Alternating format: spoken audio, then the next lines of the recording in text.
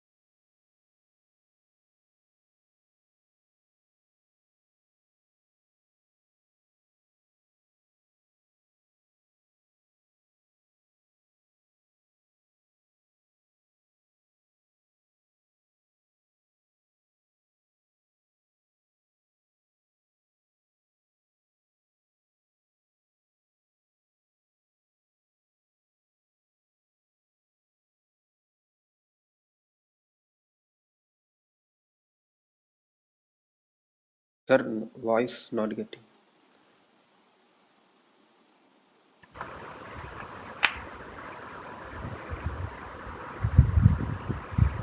Why nobody told anything? Okay, so I was telling that you are required to add things in your assignment. What is this command? Du,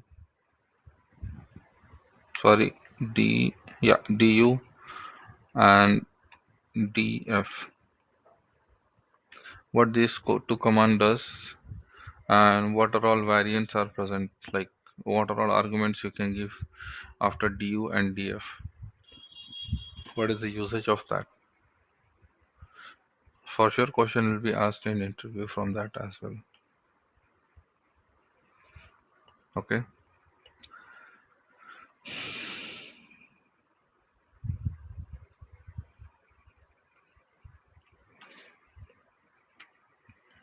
So that has to be added in everyone's assignment, tomorrow's assignment.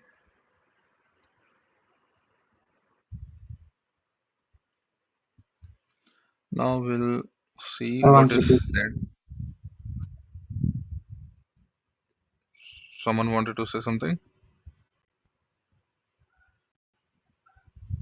Once repeat. It's a DU comment. Yeah, yeah. What about you? Oh, 1 second you want. Okay. Yes, sir. So actually, I'm not explaining anything. I'm giving you an assignment to explain about du and df command in your assignment. I have not explained anything at all. Okay, Okay. sir. Okay, sir. Yeah, DU, DH or DF? df.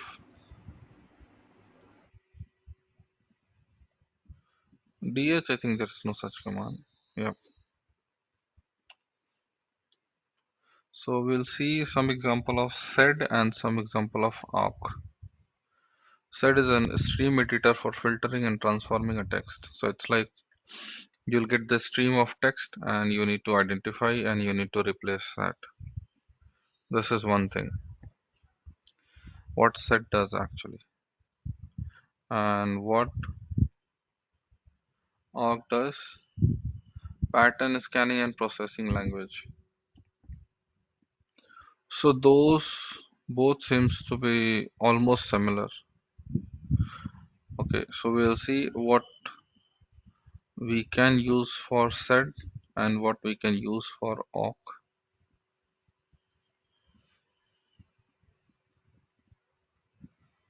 Or I can say that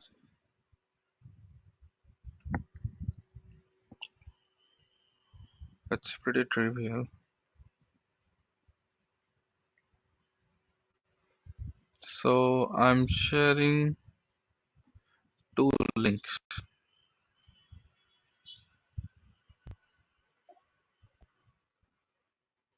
with you guys. I have planned to go ahead and show some, show some example, but then suddenly things came in my mind and I thought that I can give an assignment itself so that you guys can start understanding how to go through a blog, how to understand information from there, and how, what to capture, what not to capture.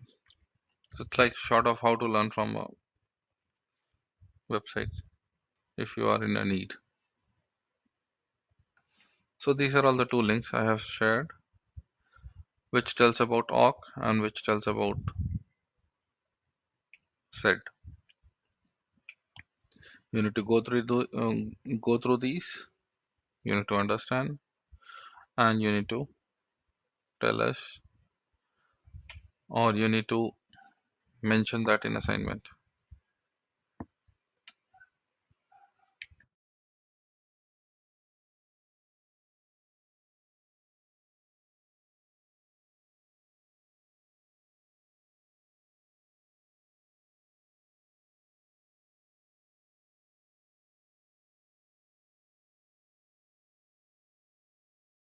Sir, voice is not getting.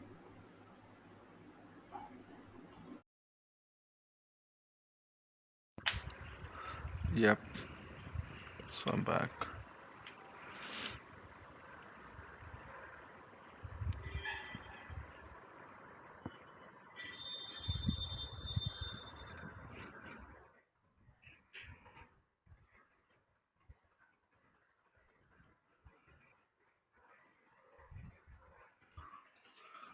Hmm. So we'll directly jump to our topic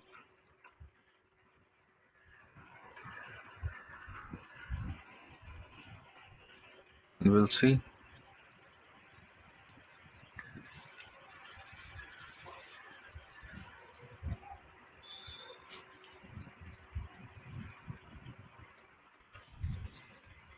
Okay. So I'm pasting the third link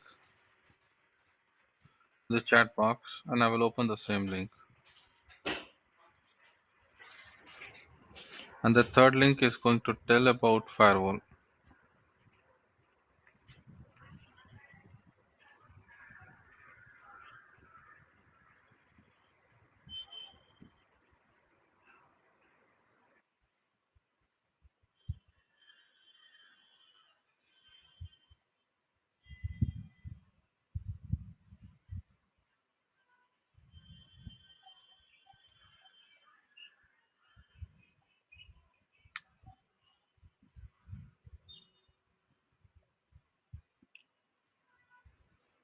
Hmm.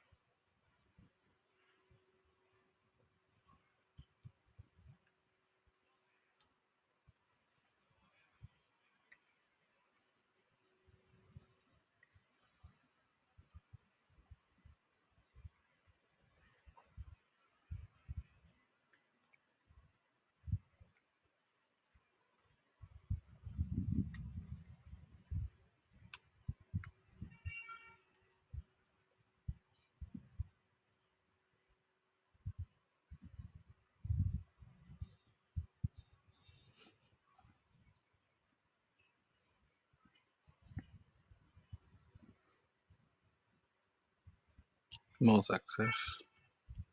Okay.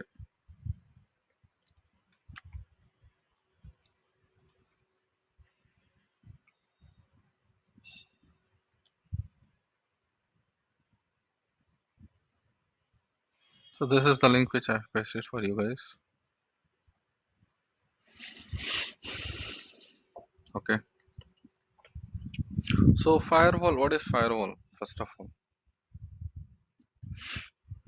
anyone who has any idea can guess and explain at least.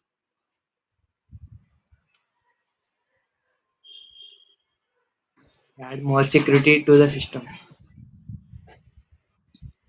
Okay. Add more security, correct.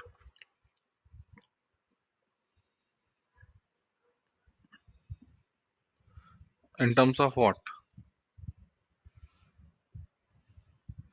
Like it will add security so that your system cannot be get stolen, or nobody can enter the password. It's strengthening your password or what in terms of what it's doing. You understand? Like there are multiple type of security.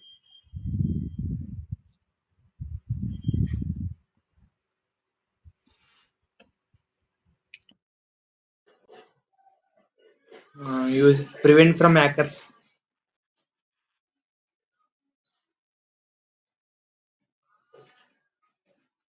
Sir, Okay. prevent from hackers and virus. Mm-hmm. Okay, fine. Yeah, good try. Anyone else?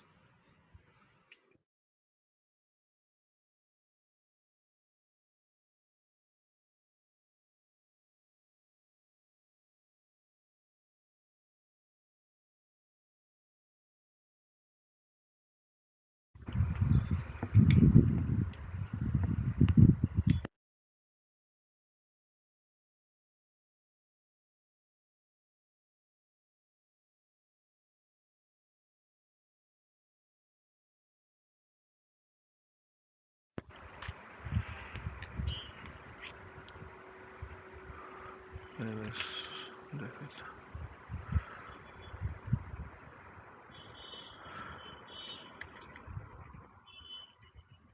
so let's say you have a computer here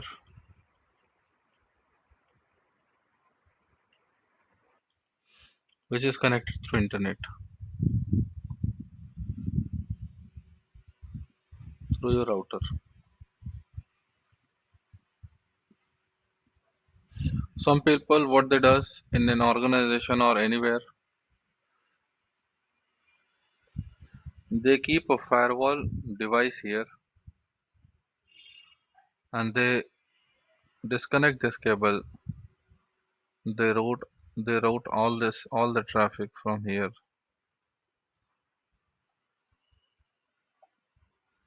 and to this. So in corporate or most of the companies, you will be able to find out that there is a separate firewall hardware device itself sitting and which is playing the role of one layer of security. And after this, you will have a firewall software which is sitting inside your system, and that will help you from unauthorized access to this system through network or any activity happening throughout the network. It will prevent. So in terms of virus, if somebody is saying that also, what virus does? Virus tries to escalate normal user permissions and tries to gain the permission of admin, and so that it can perform something which is not intended to. So it firewall prevents that persons to get into the system or performing such things by modifying several policies or enforcing several policies. So here we'll see that how a packet comes and how packet, I mean how we can drop a packet, how we can permit a packet. So all those things we'll see also. And before going ahead, we'll see what is the firewall command. Okay, what is the need of firewall? First of all, in interview, any kind of questions can be asked. Let's say if you are, if somebody is asking you to create a user, then interviewer can ask you that what is the use of user? Why you want to create user? What is the user? What is the use of group? Why you wanted to have a sudo permission? Why can't you do without sudo everything? I know this at all are theory questions, but you have to be prepared for that also.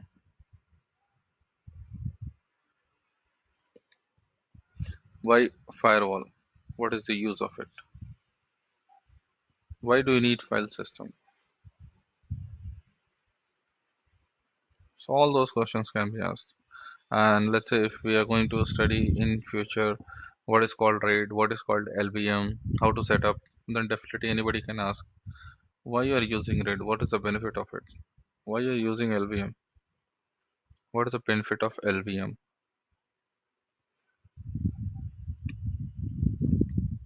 So similarly, here we have a firewall. Firewall is required. Let's say if it is not there in place, then anybody can come and access the port, and anybody can log in without any extra effort and will be able to do something harmful to the system and leave it. So prevent those activities, we need a layer which we are calling that as a firewall. So we need a layer of wall which add a security. So that's the I can say a top level requirement of a firewall. Why we do require.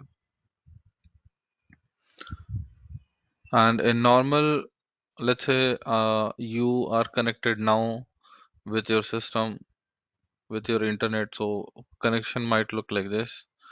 This is your laptop or PC. You are connected with your mobile or your router, and then this router is connected to open internet, World Wide Web.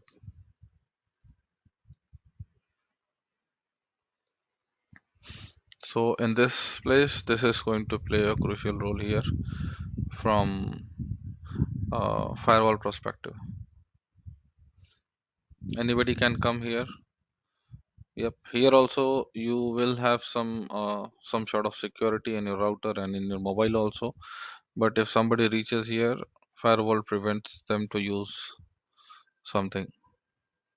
Okay, so how that has happened? So that can happen. That can happen by allowing some of the rules and by denying some of the rules. By adding to deny some of the rules and by adding allow some of the rules. So how we can communicate from this computer? What is the logic like a person from outside internet can communicate to this?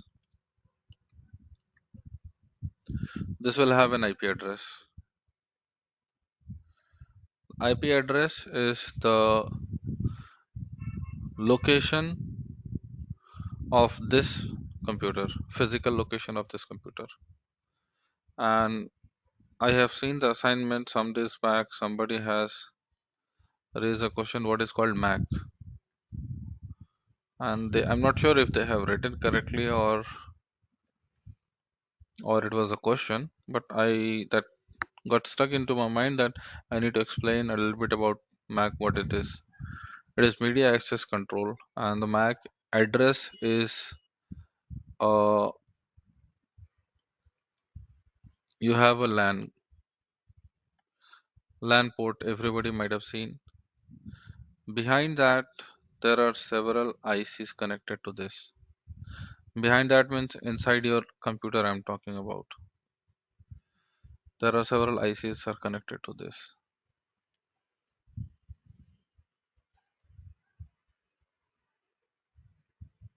So to name or to give an address, physical address to this IC, which we call it as a media access control, and that will become a MAC address. And this MAC address used to be get bound to this LAN because LAN card comes along with all these ICs. This LAN card comes all along with this ICs. So whatever the address vendor, so this address is given by the vendor, not by us. Like IP address, we are the one who is going to assign the IP address, but this address, MAC address, it has to be given by the vendor.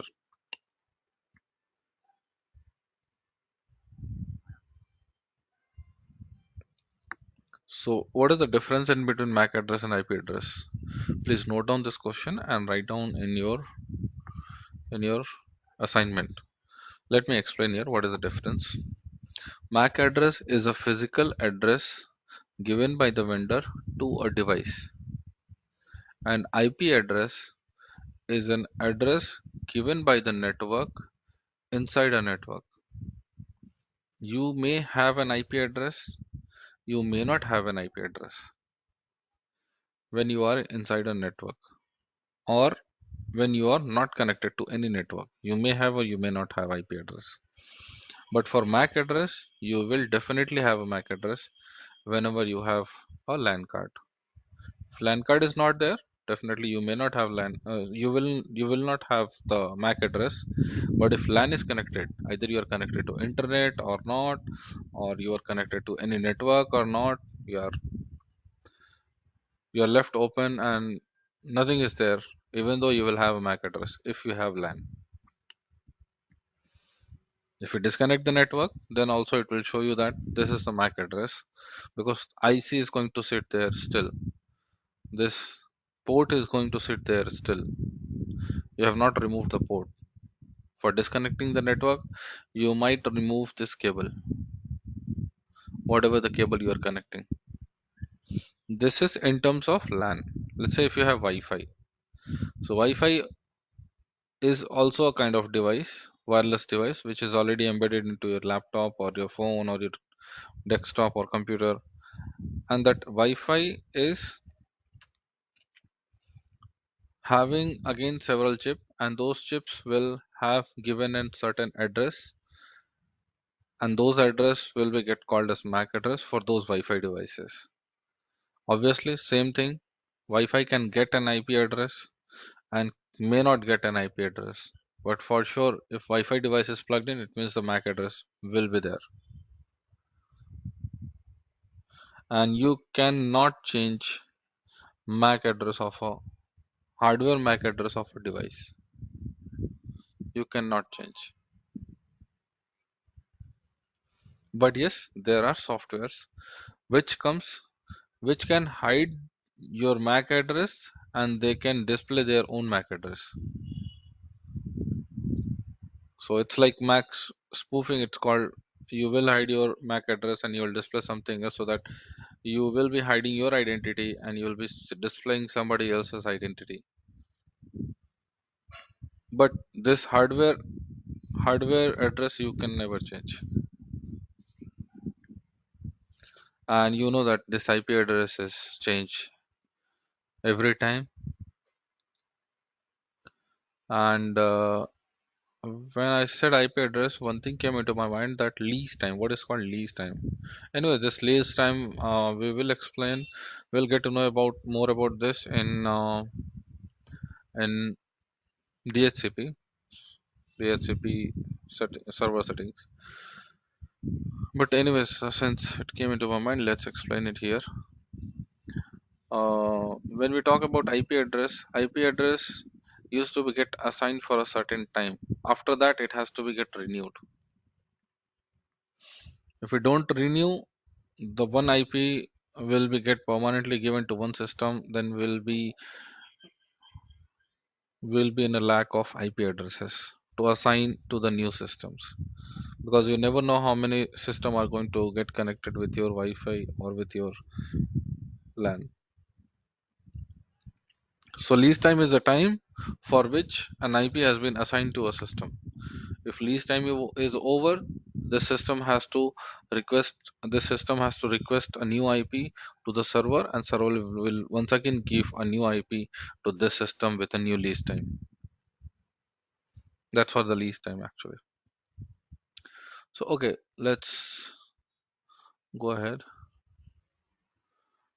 and pencil, which is eraser. This is eraser. Okay, what is it, man?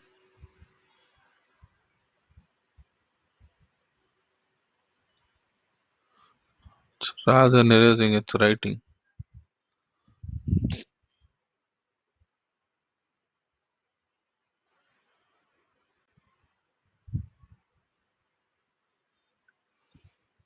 hmm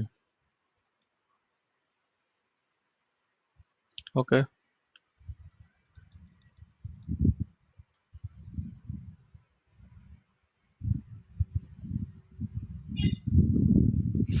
so this is about firewall, and yeah, I was telling about IP address.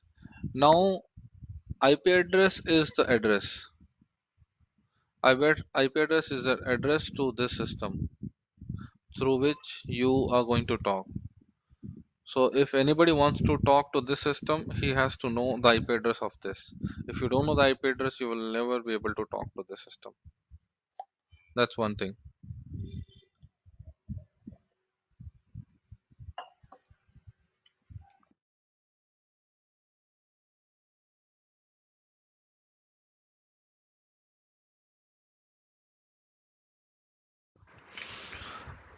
And after that, if you want to, first thing is identifying the system where it is. You have done through IP address. Next thing is you wanted to go ahead and go inside the system and write something or send some data to the system. That is done via port. So these two things are essential to talk to this system. IP address, you are able to reach to this destination, but you will not be able to talk if no port is open. If port is not open, you will never be able to talk to the system. So for you to talk to the system, you need to have a port.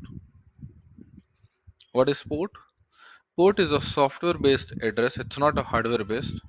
Port is a software based address which which is assigned to one application or many application to talk through the external world or maybe outside your system. So let's say you are accessing something in your browser, www.google.com. Okay, so if you have mentioned https, it means it's going to via 443 port. Let's say if you have mentioned for a website only http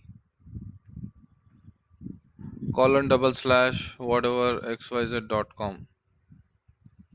In that case, this is talking to that website and bringing the data here via port 80. You may not see the port information. Okay, here itself you can see that.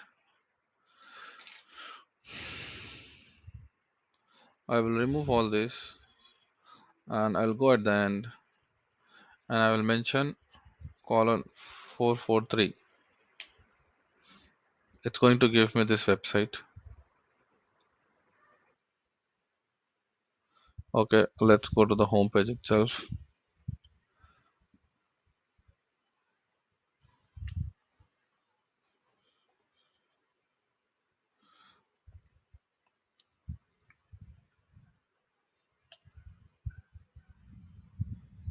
Okay, so it has given me the same website. Now if I will put colon 80, let's see what is happening.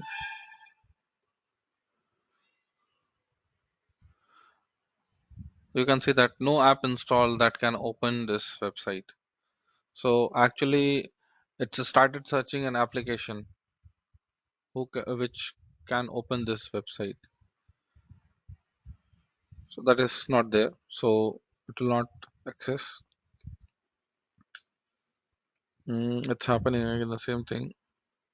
So what my point is, if you give colon 80, you are giving a port, and through that port you are trying to access this website. That's my point. Okay, and some people might have seen connecting putty from one application to the server. So let's say this is the not this sorry this is a server running, correct? Okay, and inside this server I can install a putty and I can run. But in Linux, I don't require to install putty. I can use terminal also, and using SSH I can connect. So SSH is an application which you can use to connect through another computer. But once again, port should be open, because through port only one application can access to another system, or one application can connect to the another system. So what port SSH uses? It's SSH uses 22 port. So is it clear that everything happens through the port, and before port IP address comes? So if you block the port, you will not have access to anything. So let's say which are our port we have opened here. Nmap space -a. So this command will have two things. One, okay, let me explain here once again in the diagram.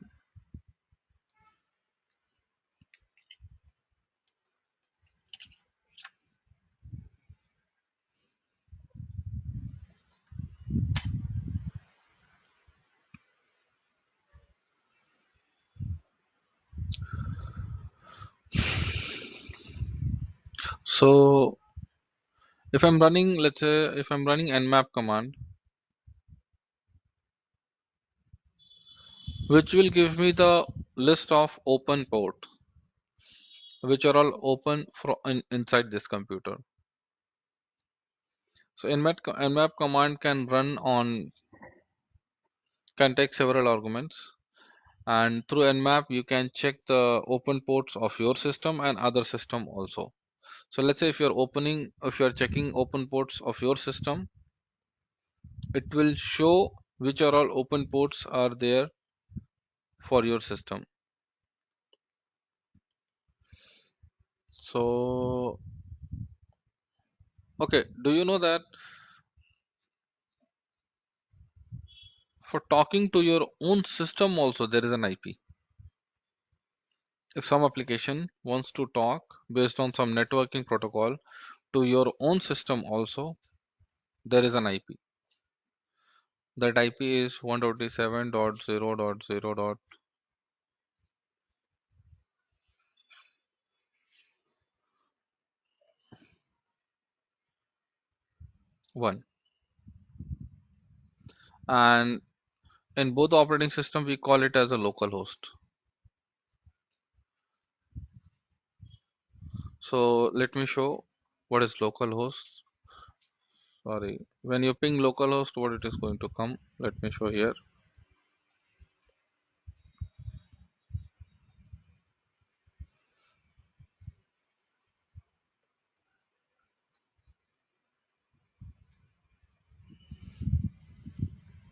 So it means you are able to ping localhost 127.0.0.1. It means you are able to ping to yourself.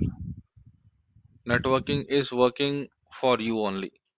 Even though if you are not connected to outside world, you will be able to connect with yourself.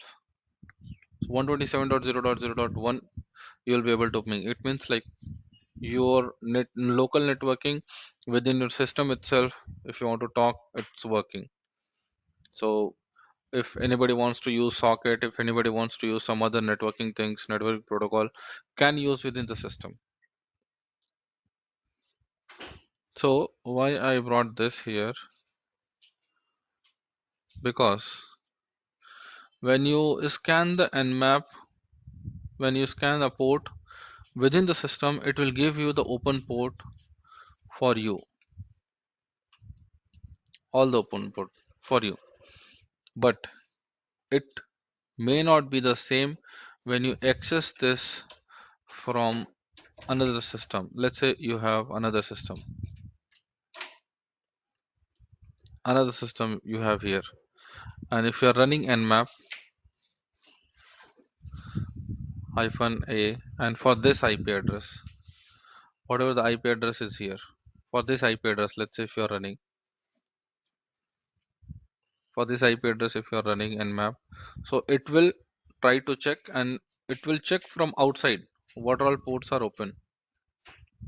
You may get different value.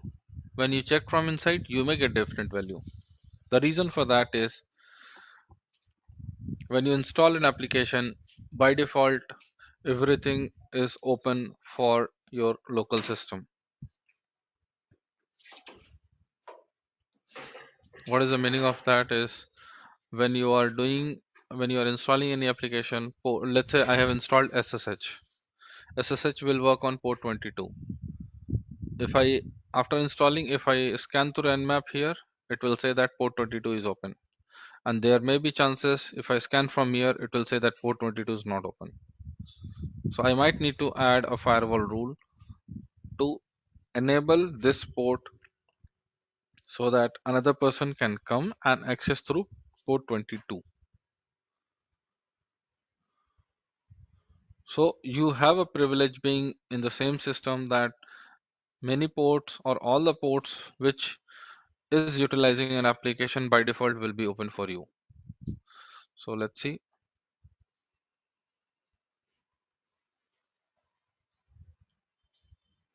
Oh, nmap command not found.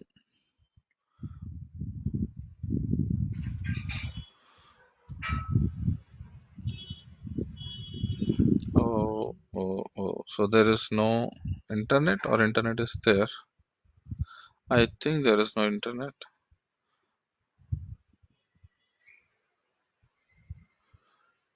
It should fail. Yeah, it should fail.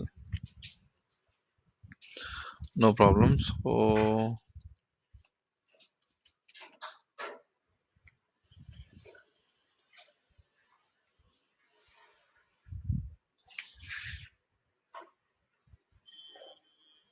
now I've got the IP address.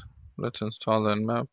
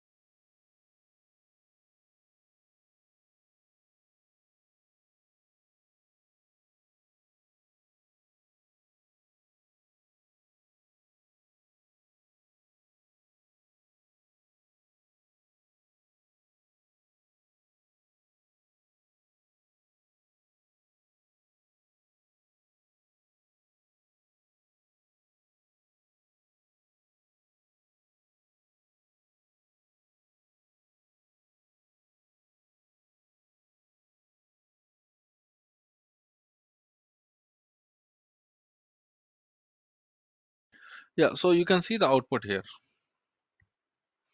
I've given nmap-a and then localhost. Localhost gives me somewhere it might have told the operating system also. Okay, yeah, here it is. So it gives me the information. Port 22 is open, SSH. Host key, it's responding with this. Port 25 is open, which is using SMTP. SMTP for mail transfer. And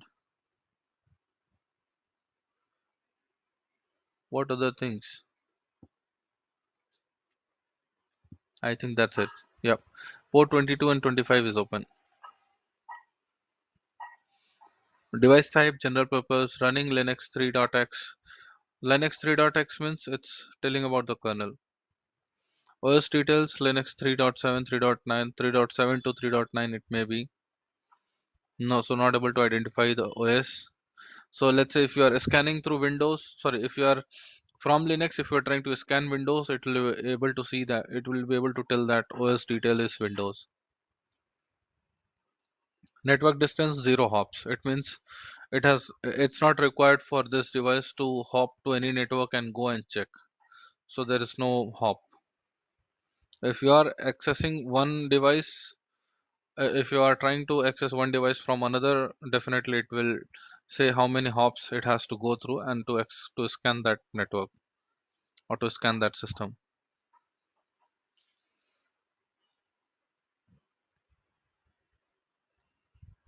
So this is also happening through a protocol. Okay.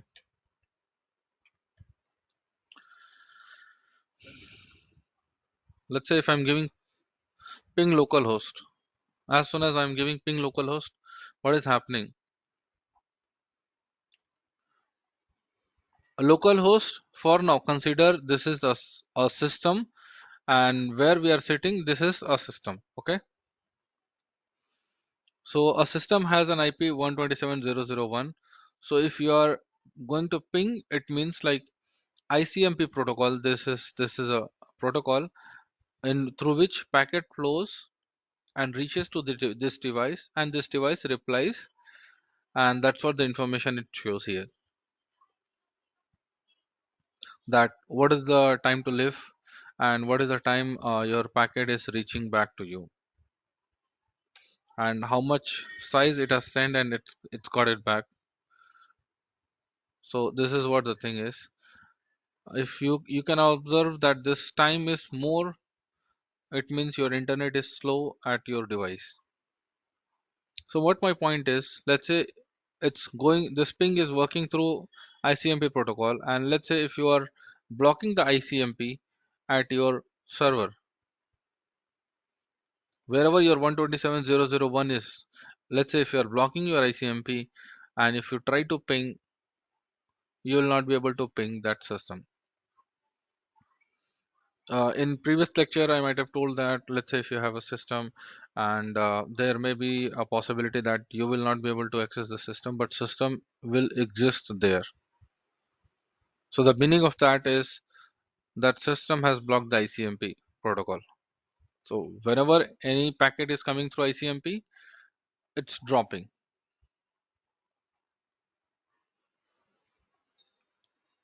Okay. So let's say if you want to block port 80 or if you want to block port 22, so just deny or drop the packet. You can do that in several ways. Okay. So now let's go into the command now. So this is the fundamental about port. This is a fundamental about IP address and how things works here.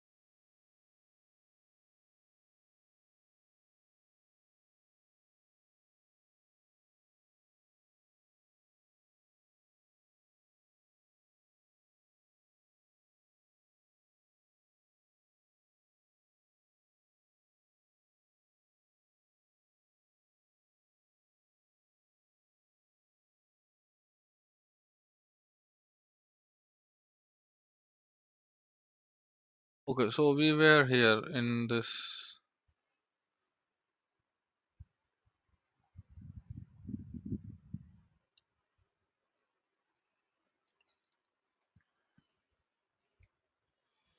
So Firewall D is a package which supports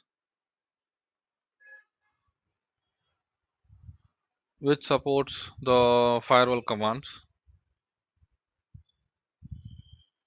and the IP tables for Linux is sorry, and the firewall by default with Linux is IP tables. So when you are running firewall-cmd internally, it's going to use IP tables only. So just as of now, just remember that IP tables is a firewall which comes along with your Linux box. Any Linux box will have IP tables inside the kernel. So this is what it shows. Yeah. So your firewall policies have predefined zones. Zones are the area which in which you separate a system according to your usage. Let's say you have a park. So in that park you mention an area that this area is for senior citizen. This area is for playing for kids. This area is for playing playing adults. Let's say you wanted them to play football, you wanted them to play cricket, so that's big area you wanted to give to the big people. So that those kind of area you can define for those people. For kids you want a small playgrounds to play with, so that particular area you can define for the kids. So similarly we are defining a zone so that according to usage you are going to put your system in that zone, and what all policy you will apply for the whole zone itself. Okay, so here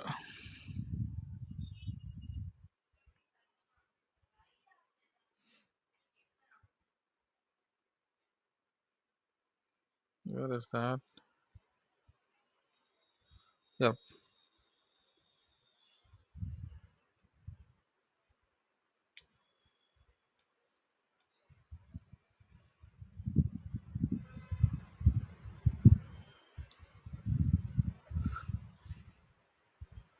So what this says from starting.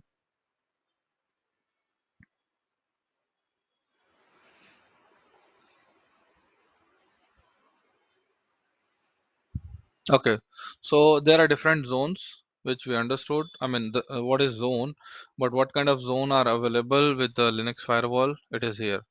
Drop. The lowest level of trust. All incoming connection are dropped without without reply, and only outgoing connection are possible. So let's say if somebody is in drop zone, so it means that what are all packets are going to come, it's going to be get dropped. Only you will have outgoing connection. So let me give an example, one example here. So mhm,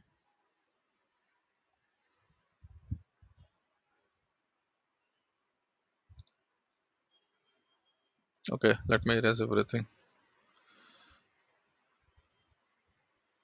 So let's say you have a computer.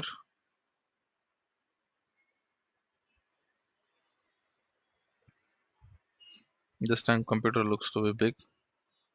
So here SSH is running. Here FTP is running. Here your mail server is running, and here your website is running. SSH is going to use port 22. FTP is going to use port 21. Mail server is going to use port 25 and several other ports like SNMP and what to say for incoming and outgoing. They use POP and IMAP. All those ports is going to get used. Website is going to use port 80 and or 443. So let's say you have created a zone. One zone, I'm going to give an example. You have created a drop zone. So the meaning of that is you have not created, sorry. When you enable the system, when you enable the firewall, or when you are installing a utility, firewall utility, it comes along with the default zones. In that drop zone, I'm going to explain. Drop zone is like, let's say if you are keeping SSH in drop zone, keeping a service in this zone, it means like what all incoming connections are there in drop zone is going to be get dropped.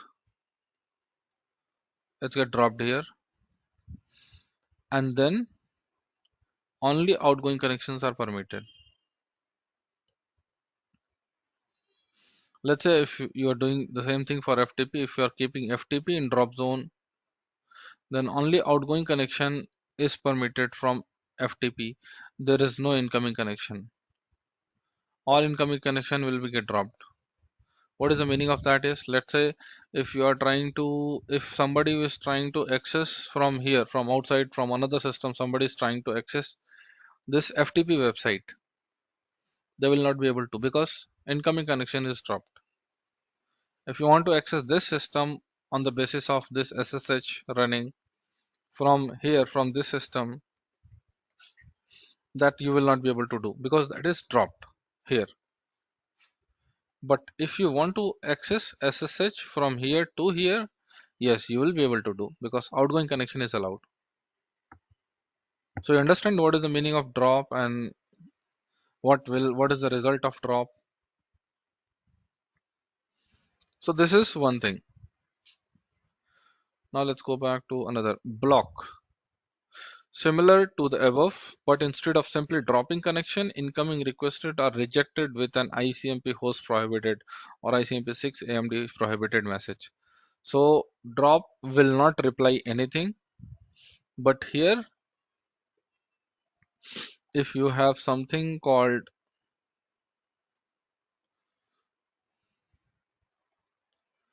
drop will not do anything, but if you are blocking, it is going to send this reply. Uh, okay, fine, it's fading out, so it's okay. This is going to send this reply, and this reply in return, after blocking the package, it's going to send these two replies. Public means it represents public, and it's an untrusted network. You don't have trust any other computers, but you may allow selected incoming connection on a case-to-case basis. So let's say you have a public connection, you are in public zone. It means like what are rule you are going to apply is going to be in public zone. By default, everything is allowed. And if you are enforcing any rule to make it rejected or make it drop in that public, then that packet may be dropped, that packet may be permitted. Similarly, external network, in the event that you are using the firewall as your gateway, it is configured for NAT masquerading, and so that your internal network remains private but reachable. So let's say if you are keeping something in external zone, it means like uh, you are not allowing another person to get to know that you are able to reach to that system, but actually you do exist. So in nmap we might have seen that no, we have not seen an example yet, but I have told you by using a diagram that uh,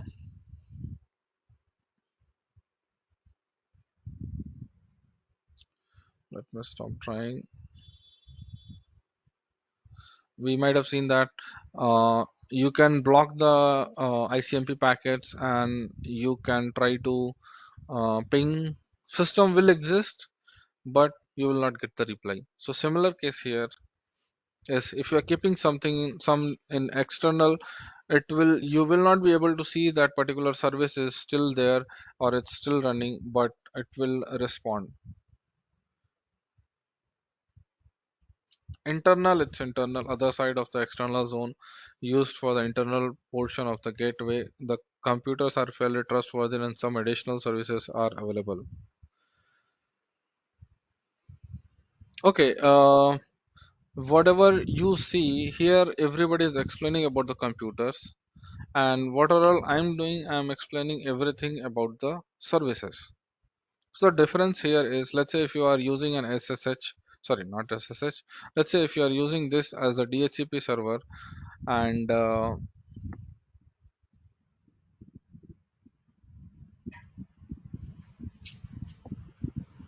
not DHCP.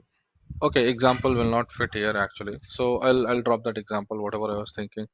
So let's consider that as of now, this SSH in terms of services only, because services is going to bound to a port, but ultimately this port is bound to this IP itself. So here we are talking about another system. Let's say uh, you are running a website here. Okay, you are running a website here in this server, and you are keeping some other systems in a zone, particular zone, list zone. So according to that zone, those system will get access to this website, those system will not get access to this website according to the zone. So that in that way you can understand this, what I'm trying to say. Okay, so let's move on to this internal. The other side of external zone, used for the internal portion of the gateway.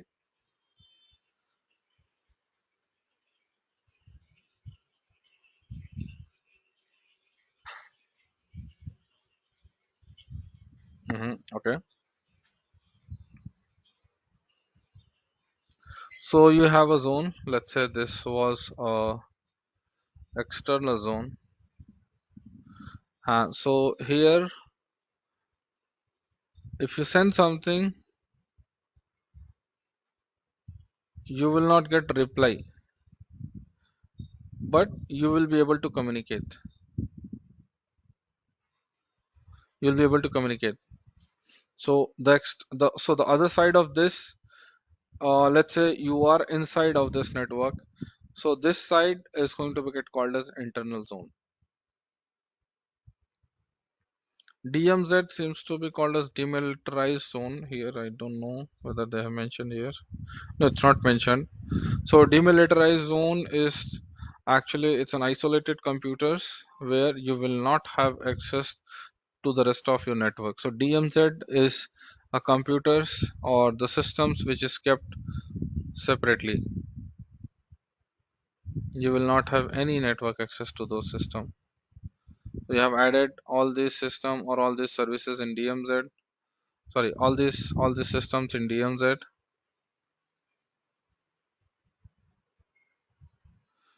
All these systems in DMZ zone. So if you try to access,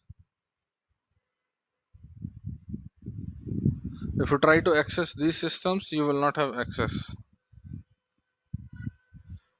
because you have kept these systems in a DMZ zone.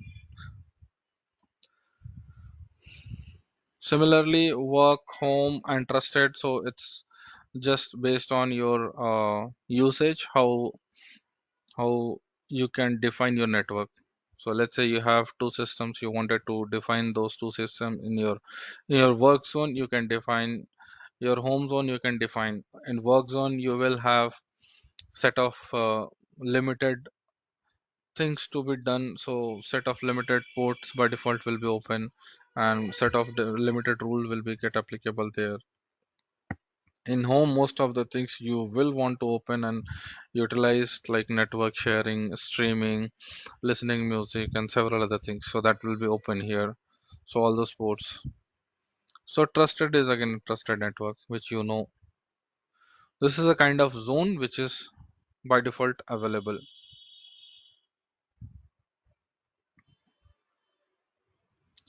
So now let's start with installing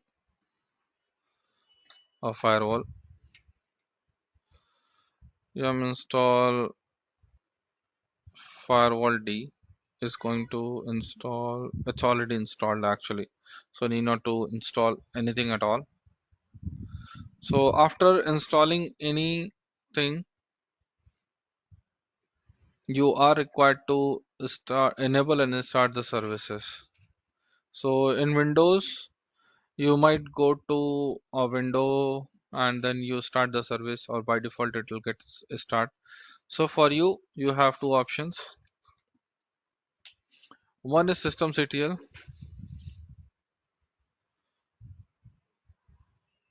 start that particular service name.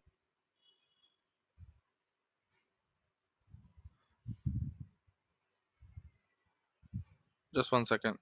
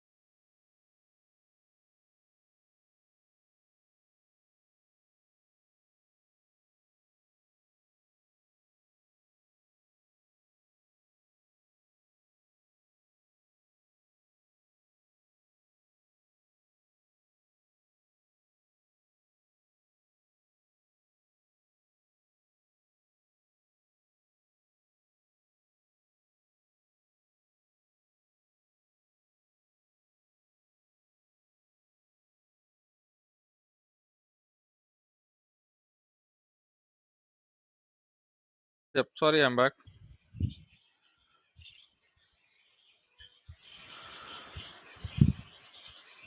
So there are two things which you are required to do. One is to enable the service, and then start the service. So what is the start? What is the enable? Systemctl is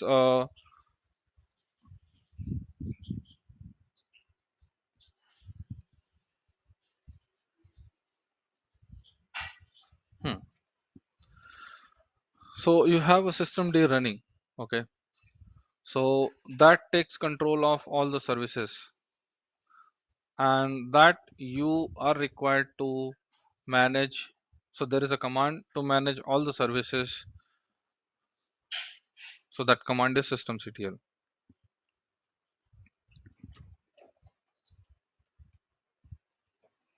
Systemctl, we can start a service and we can stop a service, or we can check a status also of a service. We can check the status. We can start and we can stop also. Okay.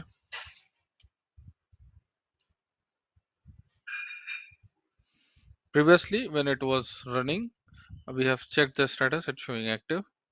After that, we have stopped here, and if you're trying to check, it shows inactive, dead.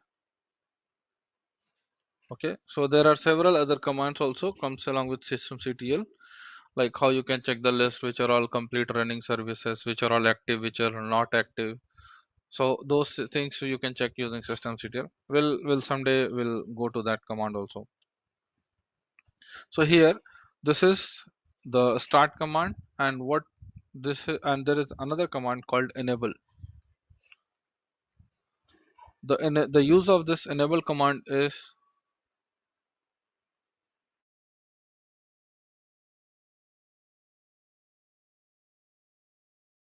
so the use of enable command is to tell the system that whenever you have whenever you get rebooted, please, whenever the system gets rebooted, please start this service on its own.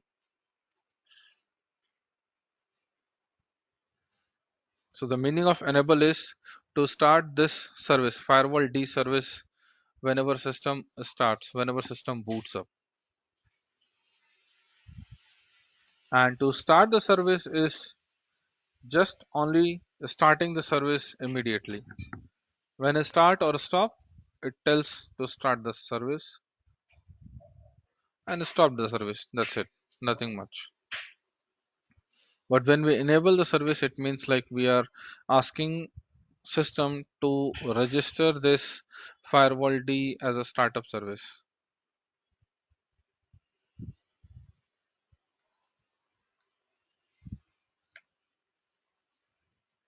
Okay, so let's say if you reboot the system, it will still be there. So sorry, it will not still be there. The meaning of that is it will still be running whenever your system boots up.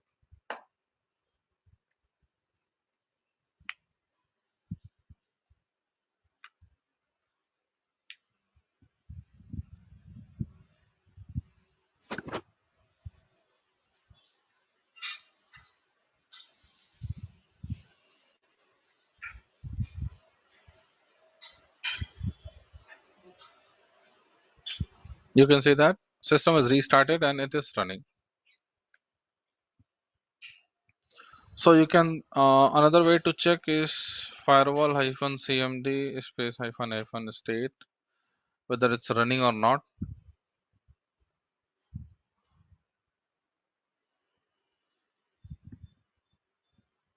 So what is the default zones you can get here is,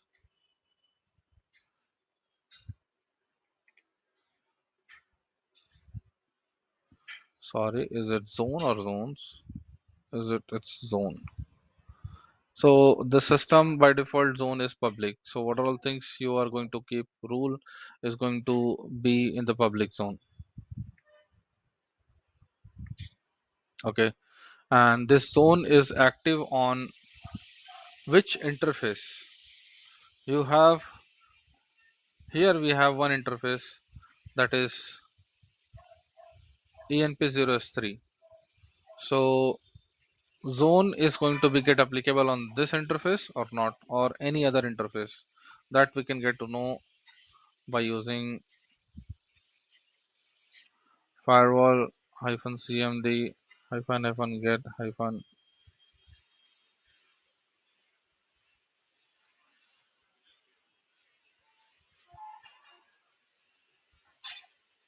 active hyphen zone.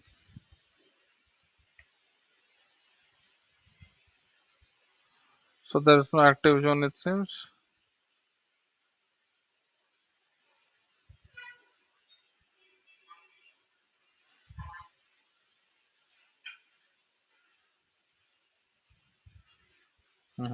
Okay,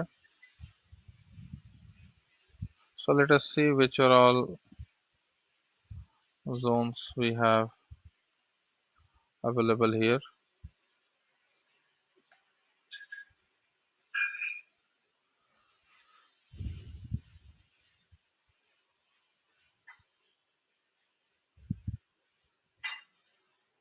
So public, and that's not active, I can say that.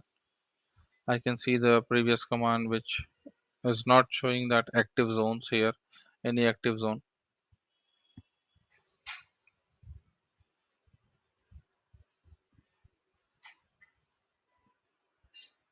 So it shows that what are all the rules is applied on public. So let's say if you want to look at the rules which is applied on any another zone, then you should be able to give command like this: zone equals to, let's say, home,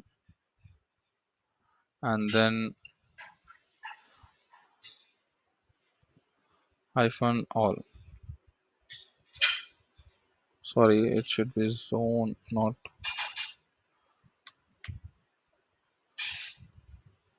So these are all the services which are all in home zone: MDNS, Samba client, SSH, DHCP, V6 hyphen client. So, but there is no musketeer on, there is no port forwarding, there is no block, nothing is there.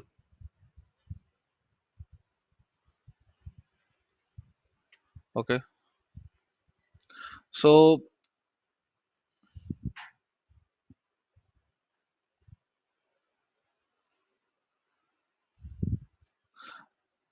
what we use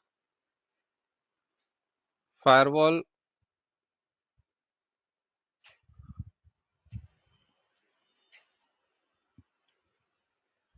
is to enable and disable some of the services.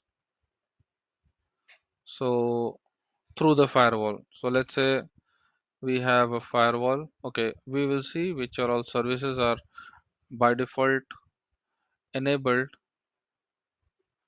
and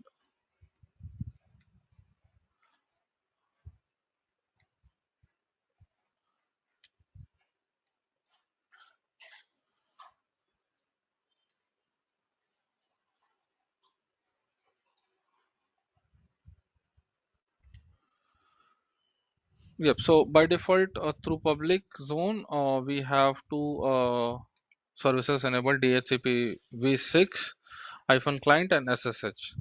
So through SSH, we have enabled to. You remember that when we have installed the system, we try to access through putty or terminal from another system. Anyways, that we were not able to do. I'm yet to fix. I'm yet to look into that. So after installing the SSH server, we have to add the rule to enable the service SSH also. So that is why this SSH is here. So similarly, how to add a service through firewall, how to give an access to a service through firewall is the command is here, or to a port also, you can say.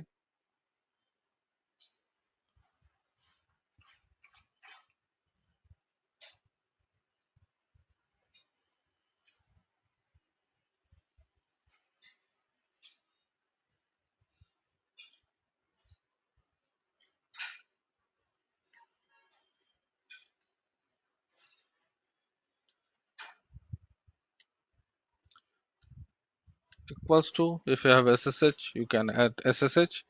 It will say it's already enabled. Let's say if you want to give HTTPS, you can add HTTPS, you can add HTTP. It means that in this zone you are trying to add this service, so that which are all services, or sorry, which are all computers or which are all things are sitting in this zone.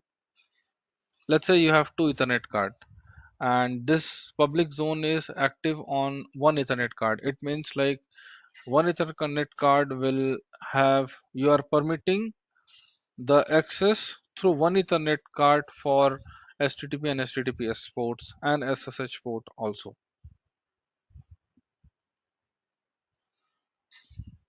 So that's what the meaning of it here as of now. And after adding something, you are required to reload the firewall. So for that, firewall firewall hyphen cmd hyphen reload is a command which reload and which will activate your rule, whatever you have played, whatever you have added here. But if you reboot the system, this rule will go away. So if you want to add this permanently, you are required to add one more argument here, hyphen hyphen permanent.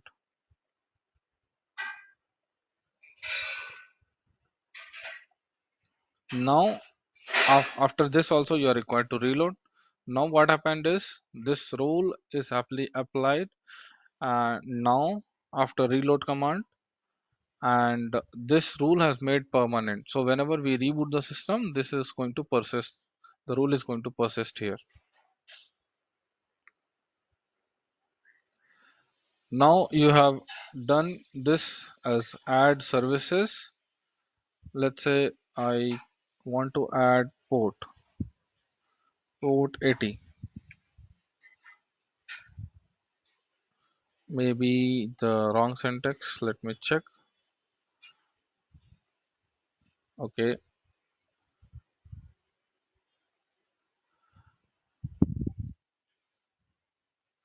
is it like TCP?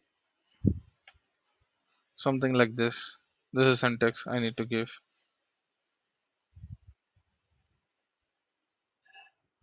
Or let's say port 22 you are required to give. So this could be the syntax for adding a particular port.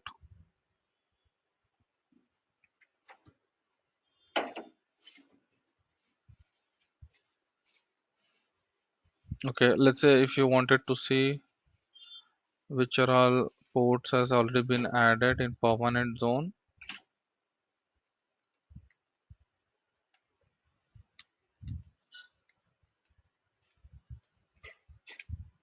you can see that 18 TCP has been added in the permanent zone. And without permanent, I think SSH should be coming. Okay, I am checking for the ports.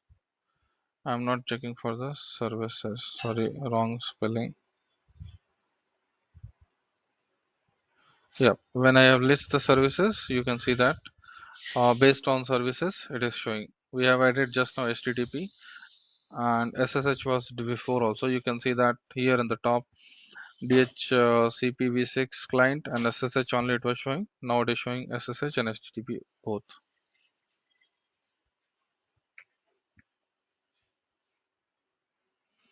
So this is about firewall, adding a rule, reloading a firewall, and getting that rule permanent, and I should say one more command, that if your zone is not active for that Ethernet, how to make that active.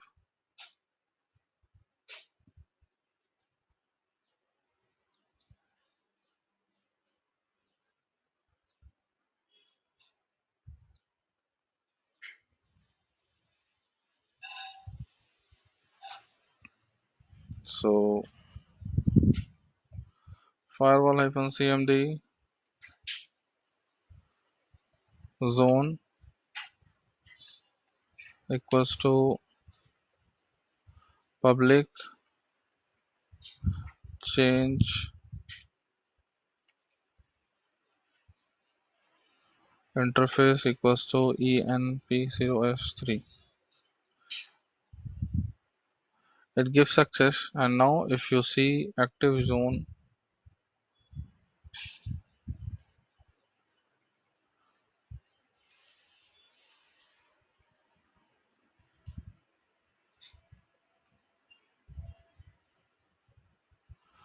you will be able to see now your enp0s3 is active for public zone. So whatever rule you are going to apply in public system is going to be get applied for enp0s3 port.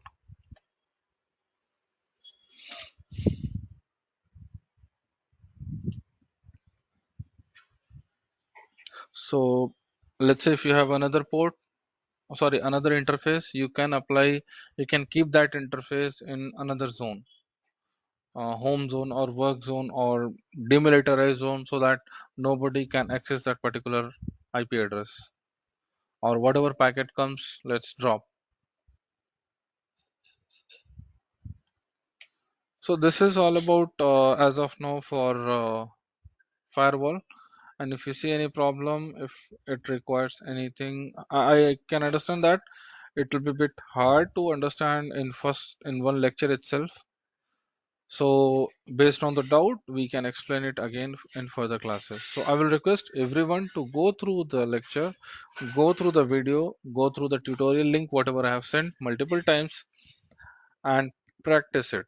If you will not practice, you will not learn. That's the key point only. If you will practice, then only you will learn. So I request everyone to do the practice and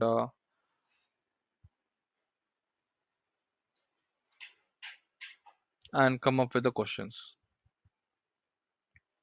So whenever you do the practice, whenever you go through the video multiple times, whenever you go through the tutorial, whatever the link I have shared you multiple times, then you will have a bit more clearer picture that what is the use, what has been, what things has been taught here. I hope that makes sense. Okay, so having said that, let me stop the recording.